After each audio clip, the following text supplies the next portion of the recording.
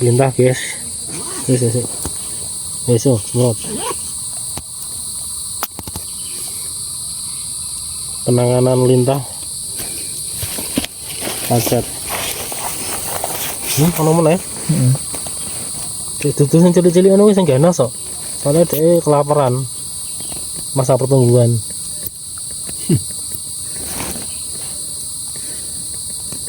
Kudune sama autan. Monggo ora? Ora Ora.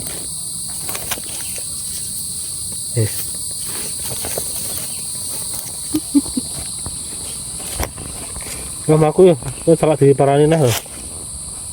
dadi langganan. Ayo.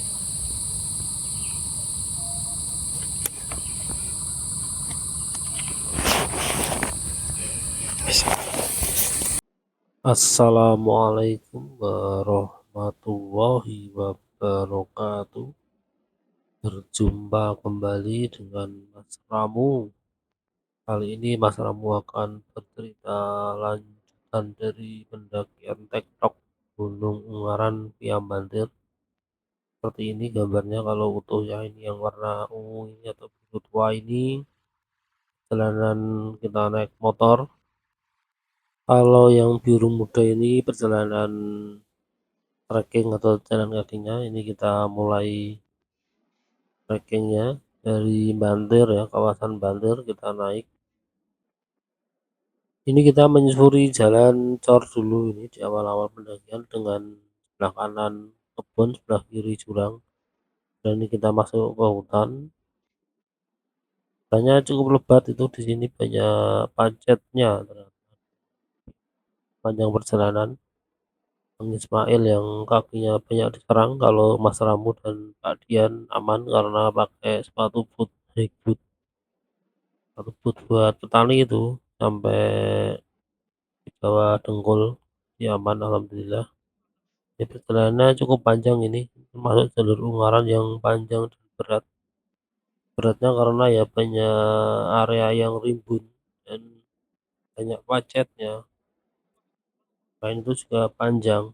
Kalau kemiringannya sebenarnya masih umum, masih wajar. Cuman panjangnya dan hutannya itu kan rimbun, jadi agak, bagi orang yang suka view itu kurang recommended lewat sini. Tapi bagi orang yang suka hutan, jalan ini sangat recommended karena lebih banyak hutannya, bahkan di puncaknya pun isinya hutan. Seperti ini kurang lebih jalur yang kita lalui, treknya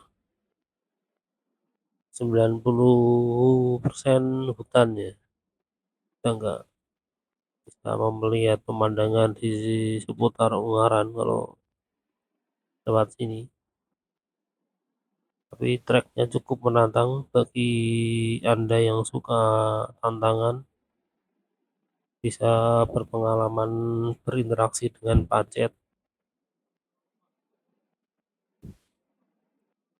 Untuk versi real manusianya kurang lebih seperti ini.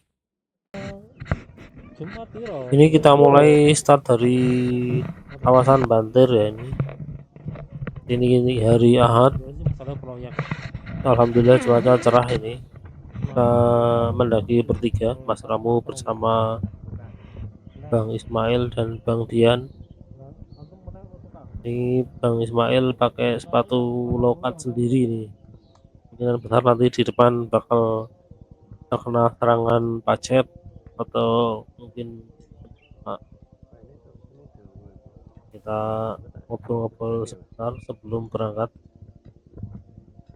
ambil persiapan.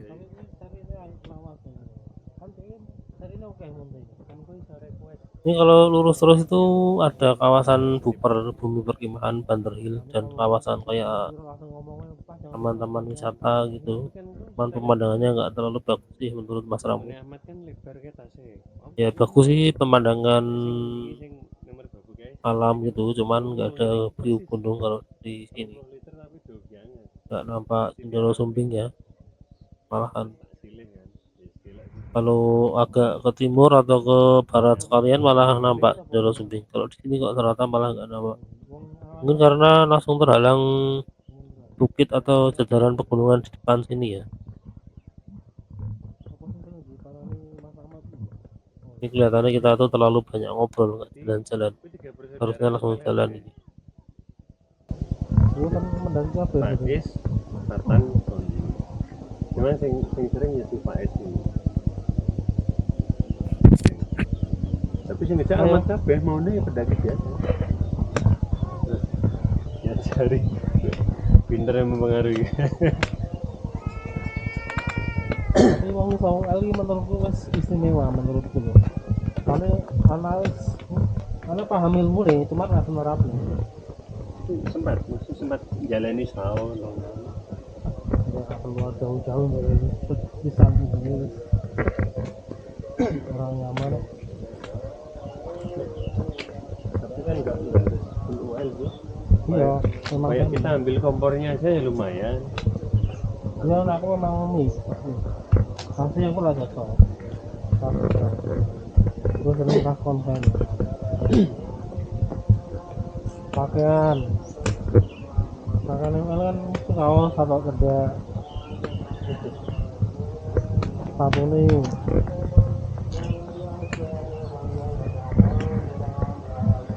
Mas Ahmad itu termasuk unik loh, soalnya dia orang senangannya berasa. Mau UL ini Pasti gak jebol ya, heran. Ini alusan ulunggu ini kan milik. Aja nganti reget kena lemah hati-hati. Wah, nek aku guys, atas sudah uncal ke lungguh ya, patok reget lah apa.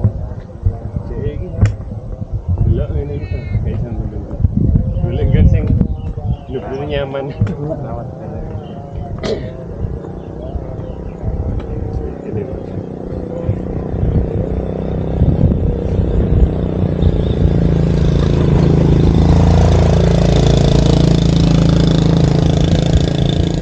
order aktif offline ya. offline loh. Tapi aku akhirnya cocok backcountry, cuman akunku keblokir karena backcountry. Nah, backcountry itu lengkap fitur ya. Tapi kita backcountry ini.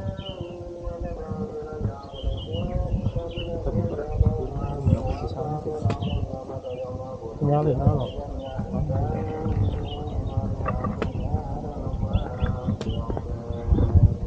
Kok tetap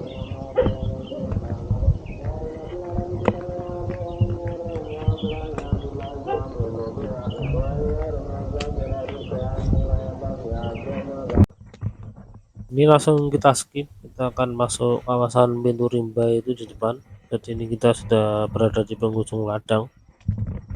Jadi tadi itu kita ngobrol dengan Pak Dian masalah UL. Jadi kalau menurut Mas Ramu, pendaki UL itu termasuk pendaki istimewa karena dia bisa menyederhanakan beban pendakian yang berat itu menjadi lebih ringkas dan lebih ringan. Meskipun Mas Ramu juga sebenarnya bisa membuat seperti itu, tapi kok Mas Ramu nggak bisa mempraktekkan. Dalam artian kurang cocok karena Mas Ramu ini masih suka bawa barang-barang perintilan-perintilan yang banyak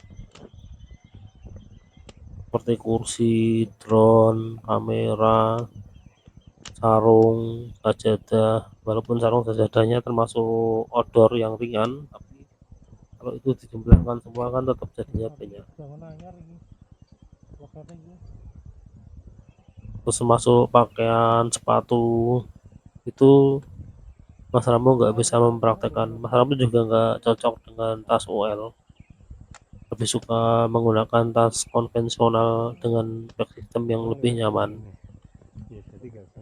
Jadi akhirnya Mas Ramu jadinya aliran campuran atau mix atau lightweight ya kalau lebih terkenalnya.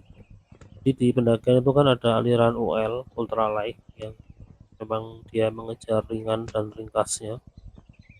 Ada juga pendakian konvensional yang dia tidak terlalu memperhatikan berat dan ukuran. Yang penting nyaman adanya di bawah. Ya kalau Mas Ramu adanya di tengah-tengah itu. Jadi barang-barangnya Mas Ramu itu campuran. barang-barang yang dirasa bisa diringkas dan lebih ringan Mas Ramu bawa.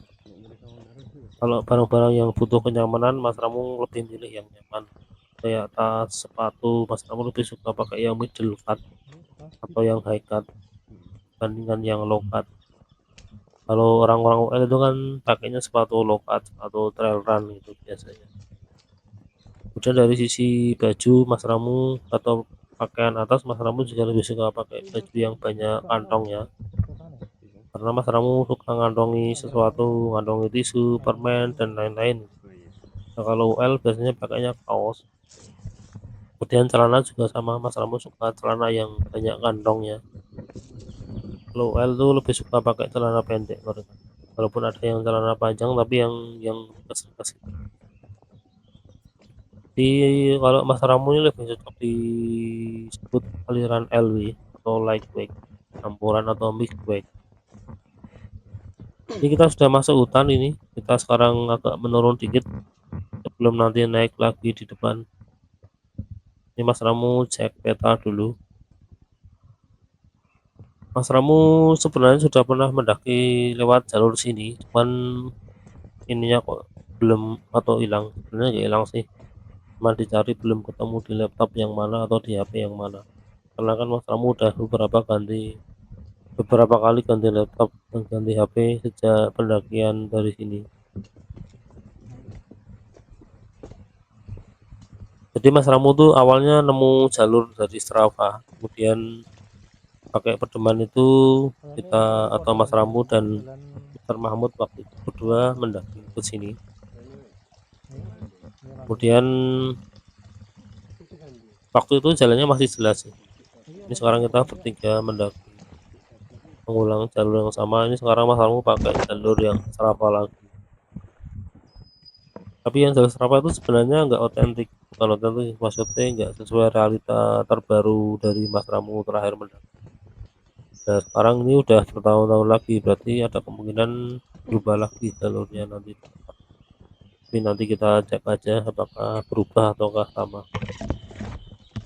Ini jalur agak landai dan agak ini ada jejak motor jeep di sini. Jalan ini bisa dilewati jeep ya jalan ini.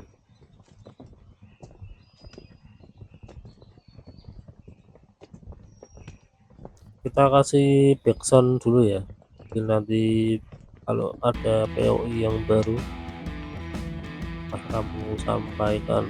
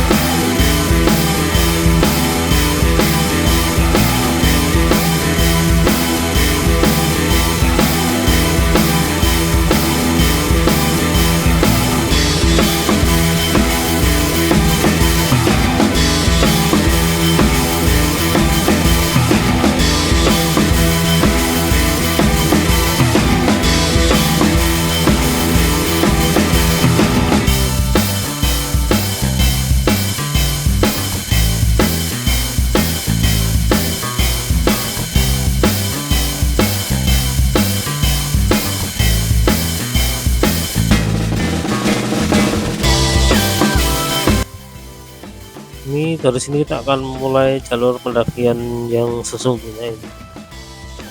Kita akan lewati tanjakan. Kalau tadi kan jalannya masih landai. Kalau ini sudah jalur pendakian yang sesungguhnya, jalan setapak ya. Masih didominasi dengan tanaman apa ya? Tanaman pinus. Dan di sela-sela pinus ini ditanamin kopi sama penduduk ya. Kelihatannya di sini tuh ini ya, apa, jalur pemburu ya. di sebelah itu kan tadi kalau kita ke kanan, ini kan kita lurus naik. Seperti ini jalur pendakiannya ya, seperti jalur pendakian gunung-gunung pada umumnya, cuma di sini hutannya lebih lebat, tapi tanamannya kecil-kecil ya, aneh. Beda dengan jalur Kali Sidi yang tanamannya besar-besar dan tua-tua. Jadi di Ungaran ini kan ada dua jalur resmi yang dipakai, yaitu jalur Peranturan dan jalur Mawar. Ada juga jalur ketiga yang katanya mau diresmikan tapi dari dulu nggak resmi, yaitu jalur Barang Putih. Mas Ramu sudah beberapa kali lewat tiga jalur itu, dan beberapa kali lewat jalur-jalur seperti ingin membuat puzzle rute pendakian Gunung Ungaran itulah. Di salah ini masih ada PR untuk mencoba jalur via Kelenteng Kuning, kemudian Curug Kelenteng Kuning, sama kemudian ada Curug Lawe Medini, kemudian ada jalur Curug Indro Kilo, sama jalur Nyatnyono ya. Kapan-kapan kita coba, semoga masih ada kesempatan mencobanya.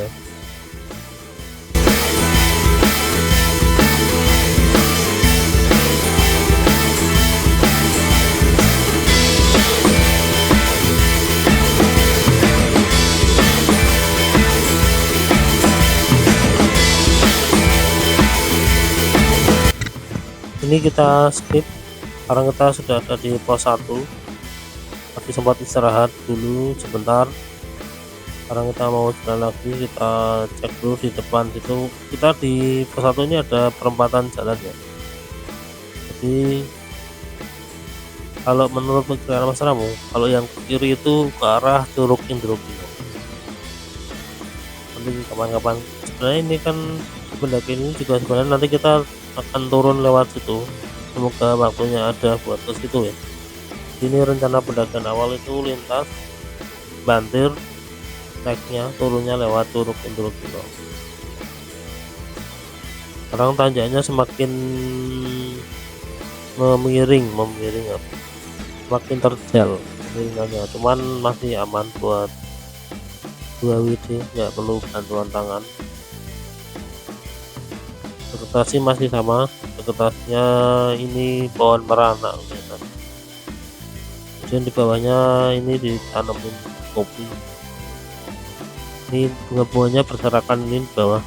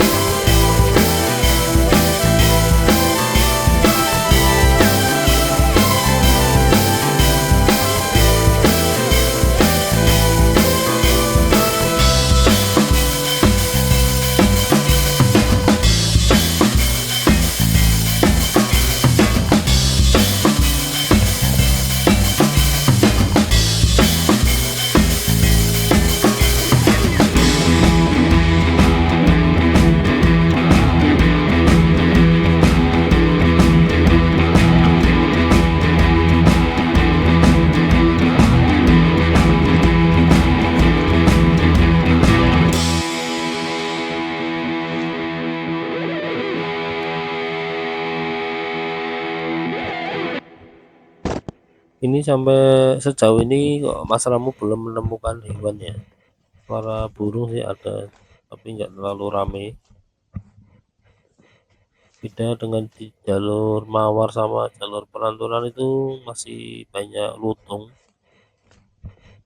Tapi kemarin Mas Ramu terakhir lewat Mawar juga nggak menemukan lutung sih. Malah terakhir lewat Peranturan itu lihat lutung. Kalau di sini kok malah nggak ada lutung. Harusnya kan di sini yang jalur sepi pendaki itu harusnya banyak hewannya. Tapi kalau apa, jalur-jalur sepi gini tuh biasanya malah sering dilewati pemburu. Kayak Bareng Putih itu dulu waktu Mas Ramu pertama lewat itu ketemu pemburu celeng. rombongan pemburu celeng. Jadi Ungaran ini kan hutannya masih lebat, malah menurut Mas Ramu hutannya lebih bagus dibandingkan Gunung Sindoro Sumbing. Kan Ungaran lebih lebat dibandingkan mereka. Dan Ungaran ini sebenarnya layak disebut pegunungan karena puncaknya banyak sekali. Kalau di Jawa Timur itu Ungaran sudah jadi beberapa gunung, nama puncaknya dibuat nama gunung gitu. Itu jadi buduk-buduk apa terus dengan jalur pendakian sendiri dikomersilkan gitu. Mungkin Jawa Timur adalah area atau provinsi yang paling banyak jalur pendakiannya karena bukit-bukit pun dikelola untuk dijadikan jalur pendakian. Kalau di Jawa Tengah ini masih banyak bukit-bukit dan gunung-gunung kecil yang belum tereksplorasi. Ini kita skip lagi. Sampai sejauh ini kita nggak menemukan pos 2. Kalau seingat Mas Ramu itu ada 2 pos di sini. Nggak tahu nih pos 2-nya hilang atau pelangnya hilang atau kita terganti jalur. Nanti kita cek waktu turun di rumah, kita lihat rute perjalanan Mas Ramu ya. Wah, ini kameranya ada kotorannya nempel tanah kelihatan nih. Mas Ramu kok enggak. Harusnya berarti ini kalau tiap jalan ini harus memperhatikan ini apa, kamera kotor atau bersih. Nah, di sekitar sini tuh ternyata sekarang ada tanda-tandanya dikasih pita atau bukan pita sih, plastik warna biru ya. Baca ini sekarang kita melewati jalur biru karena petunjuk jalannya didominasi oleh plastik warna biru.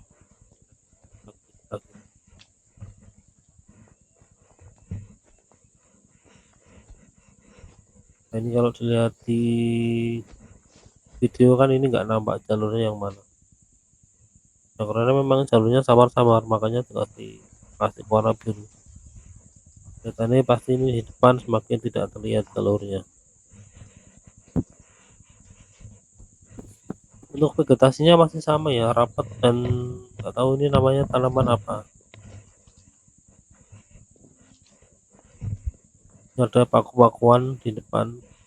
Oh, ini bukan paku, ini daun. Tapi memang tadi Mas kamu lihat ada paku sama lumut yang nempel di pohon-pohon tinggi gitu.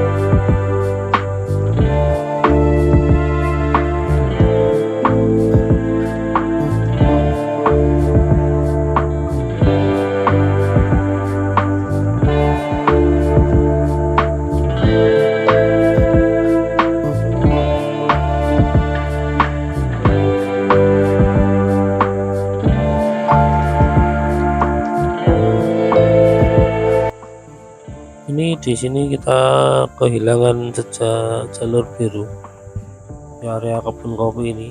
Mas Ramu lihat peta juga jalurnya ketutup pohon kopi. Jadi ini kita agak kebingungan mau lewat mana, karena kalau kita mengikuti jalur GPX dari Strava itu harusnya nabrak kopi-kopi. Kita lagi nyari jalan yang paling nyaman untuk ke atas. Jadi kalau berasa itu ya kayak gini, terbiasa, bukan terbiasa sih, pasti kita akan menemukan pergeseran seperti ini. Pergeseran itu bisa dari aplikasinya sendiri, yang akurasinya kan itu tergantung dari akurasi HP yang dipakai. Semakin akurat HP-nya, GPS HP-nya, jadi pergeserannya semakin sedikit. Selain pergeseran dari HP atau dari aplikasi, juga bisa jadi pergeseran karena faktor alam, karena ditumbuhi ilalang atau tanaman-tanaman yang baru, atau karena tanah longsor gitu kan, yang sehingga membuat jalurnya ketutup, atau pohon tumbang. Itu biasanya yang paling parah itu pohon tumbang, karena kita harus putar lagi, karena nggak mungkin kita membabati atau membacoi pohon tumbang untuk buka jalur itu, karena akan menghabiskan banyak tenaga dan waktu.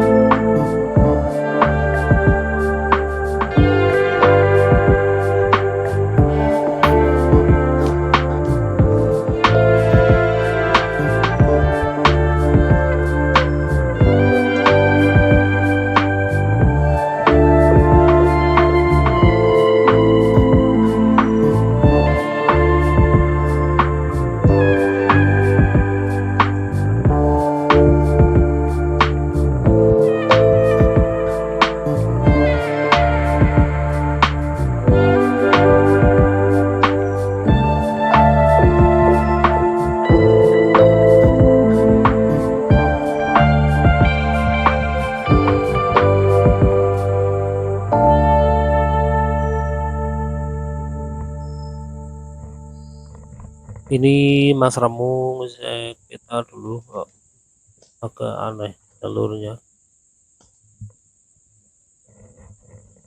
Lihat aplikasi apakah ada pergeseran jalur, karena takutnya kalau semakin jauh bergeser semakin sulit kembali, atau kalau mau terus juga semakin sulit berasanya. Karena masih aman ini, Mas Ramu lanjut jalan lagi mengikuti dua orang yang di depan.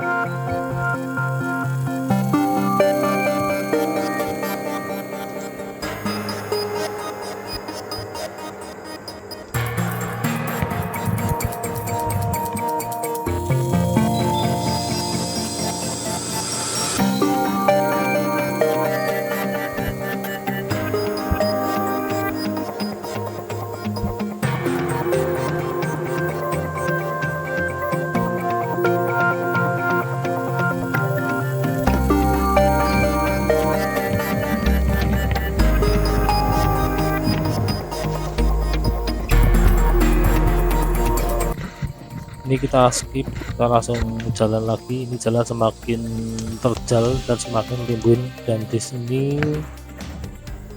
Bang Ismail terkena serangan pacet kakinya, masuk Mas Ramu sih. Pacetnya nempel-nempel di bootnya Mas Ramu. Seperti ini videonya waktu penanganan lintah pacet. Lintah guys, besok semprot. Penanganan lintah pacet. Ono meneh. Heeh. Dudu sing cilik-cilik anu sing ganas kok. Soalnya dia kelaparan masa pertumbuhan.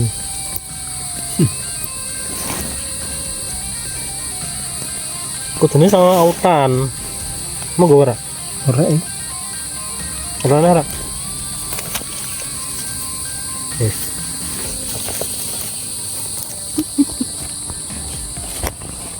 Nggak mlaku ya, itu salah diparani nah lho.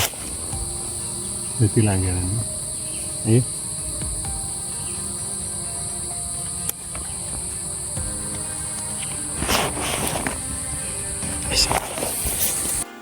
Iya, ya enggak, kalau ada makanan lain dia makan lain. Jadi pacet ini termasuk keluarga lintah ya. Cuman sebenarnya ada yang nyebut lintah juga. Cuman untuk lebih memudahkannya, biasanya pacet itu yang hidupnya di daratan itu disebut pacet. Kalau yang di perairan itu lintah. Jadi kadang-kadang kita berenang itu ketempelan lintah atau kemasukan lintah di hidung, di telinga. Jadi kalau kita berenang di area sungai liar, sungai yang rimbun-rimbun gitu, itu bahaya, bisa kemasukan lintah. Nah itu biasanya orang supaya lebih mudah membedakan, seringnya menyebut pacet kalau yang di area dataran gini. Kalau di kampungnya Mas Ramu yang disebut pacet itu siput atau bekicot tanpa cangkang itu, dulu Mas Ramu juga ngiranya itu pacet, ternyata itu bukan pacet warga lintah, tapi itu siput atau bekicot tanpa cangkang.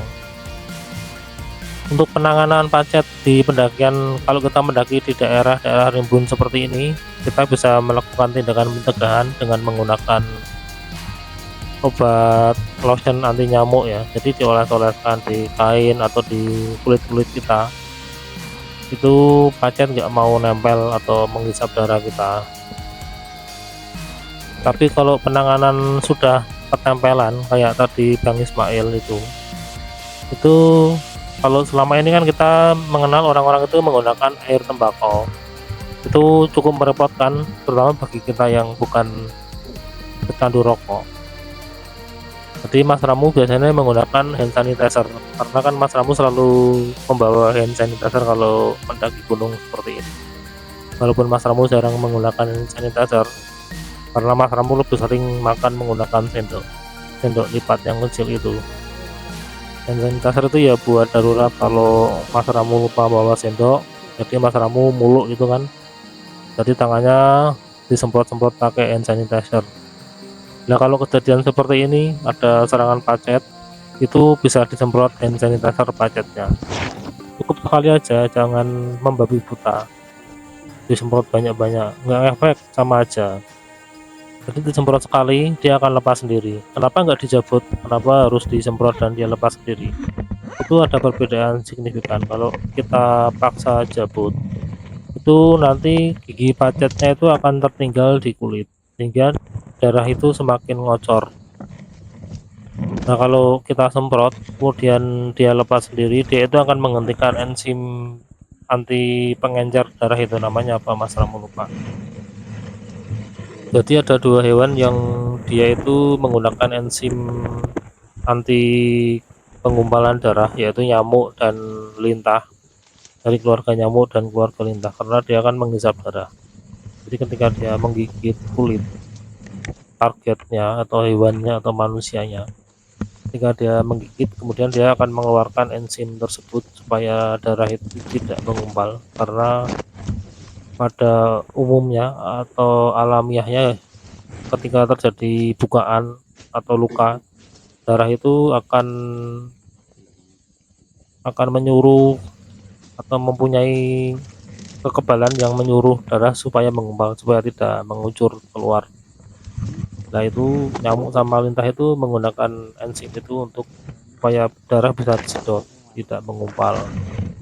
Nah enzim ini membuat efek gatal di kulit. Jadi kalau kita digigit nyamuk itu biasanya kan kita gatal. Nah itu efek dari enzim nyamuk yang itu yang anti penggumpalan darah itu.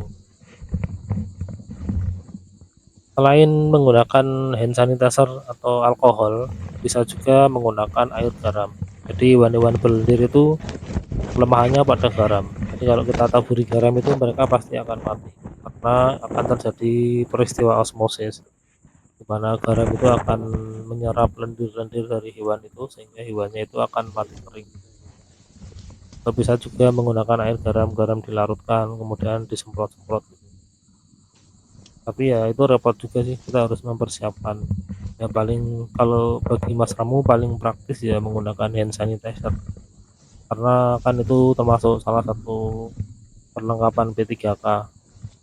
Jadi P3K Mas Ramu itu kan ada non oral dan oral. Yang oral itu maksudnya obat-obatan seperti paracetamol, asam mefenamat, terus norit, itu anti diare gitu kan.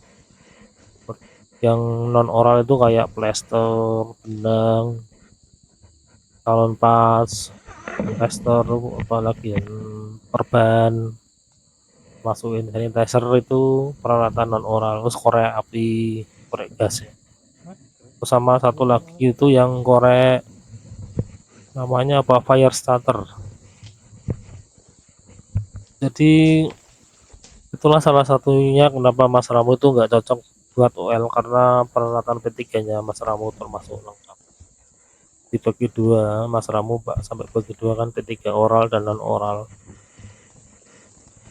Kenapa harus dibagi ya supaya yang non oral itu tidak mengontaminasi oral. Jadi kalau kita berbelanja di supermarket itu kan biasanya sama kasirnya akan dipisah plastiknya. Ada plastik yang untuk makanan sama plastik yang non makanan yang kayak berbau tajam itu lah kayak sabun, sampo dan lain-lain itu dipisah. Ya itu tujuannya biar aroma dari sabun dan lain-lain itu tidak mengontaminasi makanan. Itu juga kenapa Mas Ramu memisah antara P3K oral dan non oral, ya tujuannya itu biar yang non oral itu tidak mengontaminasi P3K oralnya Mas Ramu yang obat-obatan itu. Karena kan yang non oral itu ada yang berbau menyengat seperti apa, betadin atau balsem. Mas Ramu nggak pakai balsem sih, pakainya yang krim-krim gitu. Terus sama ini apa, tisu magic gitu kan buat penanganan kram. Tapi alhamdulillah ini Mas Ramu nggak pernah pakai itu sih, makanya buat orang lain selama ini maksudnya. Jadi Mas Ramu selama Mas Ramu bawa tisu magic itu belum pernah pakai, alhamdulillah. Yang pakai malah orang lain, teman pendakiannya Mas Ramu. Terakhir sih Mas Ramu kasihkan ke pendaki lain yang kram, nggak kenal sih, dia turun Mas Ramu naik dan Mas Ramu kasih tisu magic. Ini Bang Dian menekluk apa, menugel ranting-ranting buat tanda kalau turun nanti, walaupun prakteknya agak susah karena kita turun waktu gelap, tapi nggak apa-apa sih, itu salah satu trik supaya kita punya tanda. Jadi ketika kita mendaki itu kan Mas Ramu selalu bikin GPX, itu tujuannya buat jalur turun untuk panduan jalan. Jadi salah satu tekniknya seperti itu, pakai GPX. Selain pakai GPS, jalur GPS, kita juga bisa menggunakan tali. Kayak tadi kan ada tali warna biru gitu kan, atau tali rapia bagi tanda jalan. Atau bisa juga dengan mematahkan ranting-ranting gitu, bagi tanda jalan juga, biar enggak tersesat kalau kita kembali. Ini jalurnya semakin rimbun dan semakin hilang. Tapi ini kita masih berada di jalur GPX sih. Dan kalau di video memang nggak nampak jalur, di kenyataan juga memang nggak nampak sih, soalnya ini sudah bertutup rumputan, kita cuman berpanduan sama JPX. Di bawah rumputan itu masih ada jalan setapak, yaitu Bang Dian mematahkan ranting lagi buat tanda kalau sudah kita lalui tadi atau ini, jadi nanti pas turun kita harus lewat sini lagi ya.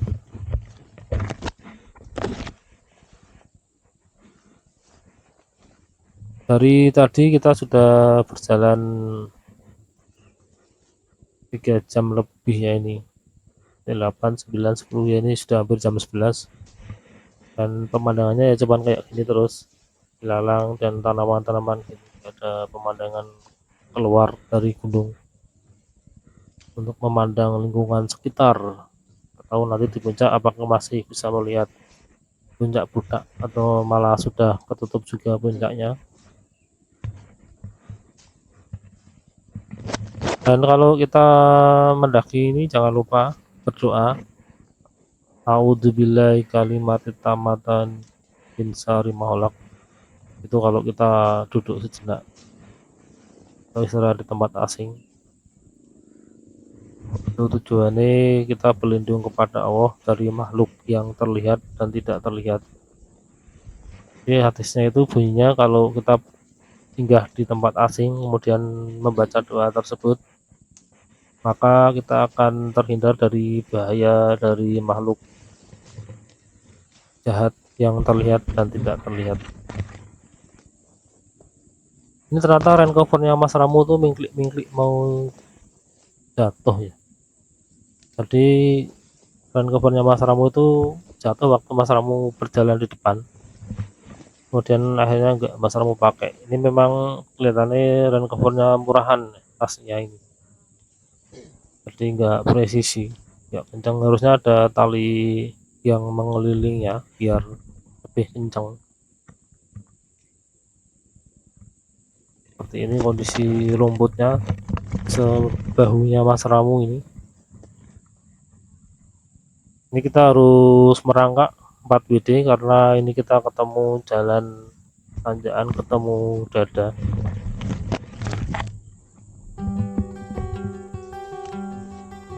Dan kita ini sudah ketemu backsound gitar dari atau backsound di ujung cerita biasanya.